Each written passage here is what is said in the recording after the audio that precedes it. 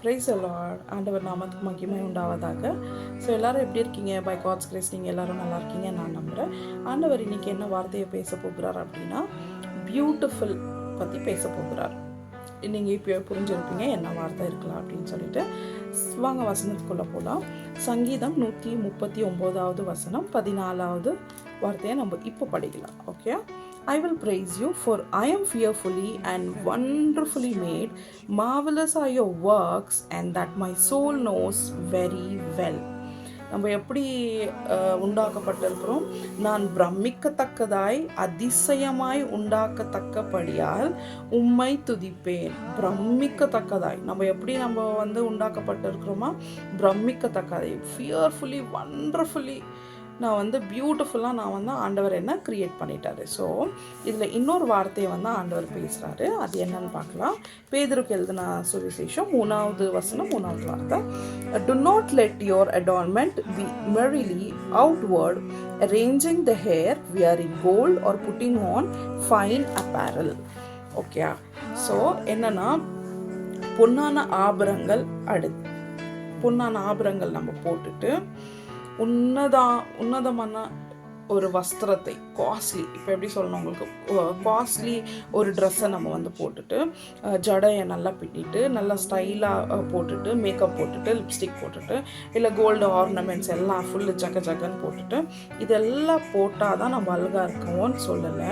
But ஆண்டவர் உங்களை ஏற்கனவே ஃபியர்ஃபுல், வண்டர்ஃபுல், பிரமிக்கத்தக்கதாக உங்களை கிரியேட் பண்ணிட்டாரு. இன்னொருத்தர் பார்த்தா வாவ் எவ்வளோ பியூட்டிஃபுல் அப்படின்னு சொல்கிறதுக்காக கிடையாது.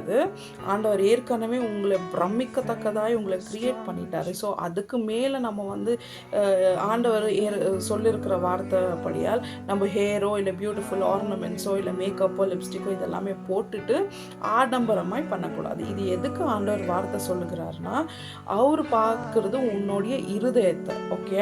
ஏன்னா அவரே உன்னை கிரியேட் பண்ணாரு. Is the father you have created you. So நம்ம என்ன பண்ணிடுறோம், அதை பக்கத்தில் வச்சுட்டு நம்ம இதெல்லாம் போட்டு ட்ரெஸ் பண்ணால் தான், லிப்ஸ்டிக் வச்சா தான், மேக்கப் போட்டால் தான், ஆர்னமெண்ட்ஸ் போட்டால் தான், இதெல்லாம் போட்டால் நல்லா அழகாக இருக்கும். போடுறது தப்பு கிடையாது. பட் ஒன்று ஞாபகத்தில் வச்சுக்காங்க, நம்மளுடைய ஆப்போசிட் பர்சன், இப்போ நான் உங்களை பார்க்குறேன்னா எனக்கு நீங்கள் அட்ராக்டிவாக தெரியக்கூடாது. அட்ராக்டிவாக தெரிஞ்சால் என் கண்ணு உங்கள் மேலே தான் போவோம். ஸோ ஆண்டவர் சொல்கிறது அது. எப்போ நம்ம அட்ராக்டிவ் யார்கிட்ட இருக்கணும்? ஆண்டவர்கிட்ட கனெக்ஷன் இருக்கணும். உங்களுக்கு நான் அட்ராக்டிவாக ரெடியாக ஆகக்கூடாது. நீங்கள் ரெடி ஆகிறது தப்பு கிடையாது. மறுபடியும் சொல்கிறேன், நீங்கள் உடுத்துறது உங்களுடைய கிளாத் தப்பு கிடையாது. நீங்கள் போட்டுக்கிற ஆர்னமெண்ட்ஸ் தப்பு கிடையாது. பட் நல்லா ஞாபகம் வச்சுக்கோங்க, இன்னொருத்தருக்கு ஆடம்பரமாய் நம்ம தெரியக்கூடாது.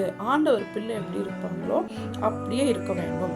அது ட்ரெஸ்ஸாக இருக்கலாம், உங்களுடைய ஆர்னமெண்ட்ஸாக இருக்கலாம், உங்களுடைய ஜடையாக இருக்கலாம், உங்களுடைய மேக்கப்பாக இருக்கலாம், உங்களுடைய லிப்ஸ்டிக்காக இருக்கலாம், உங்கள் இஷ்டம். பட் ஆண்டவருக்கு பிடிக்காத ஒரு விஷயம், ஆண்டவருக்கு ஆடம்பரமாய் நம்ம தெரியக்கூடாது. ஓகே. ஸோ ஆண்டவர் இன்னைக்கு இதை பேசினாரு நம்மள்கிட்ட. ஓகே. உங்கள்கிட்டயும் என்கிட்டயோ பேசினாரு. ஸோ நாளைக்கு என்ன வார்த்தை பேசுகிறாரு அப்படின்றத பார்க்கலாம். இன்னொன்று, நம்ம வாழ்க்கையில் என்ன ஆடம்பரமாக நம்ம ரெடி ஆகிட்டு இருக்கோம், என்ன ஆடம்பரமாக இன்னொருத்தர் அட்ராக்ட் ஆகுற மாதிரி நம்ம ரெடி ஆகிறோம் அப்படின்னு சொல்லிட்டு ஒரு தடவை நம்ம திங்க் பண்ணிவிட்டு அதை நம்ம சரி பண்ணிக்கலாம் ஆண்டவர்கிட்ட கேட்டு. ஓகே.